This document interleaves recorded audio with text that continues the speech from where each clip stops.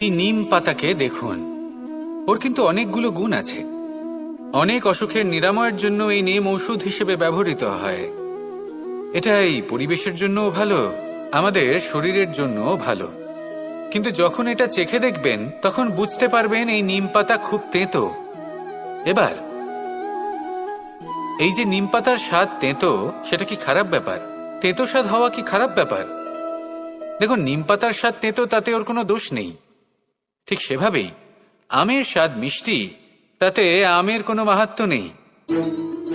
কে নির্ধারণ করে যে কোনটা মিষ্টি আর কোনটা তেঁতো? জিহ্বা।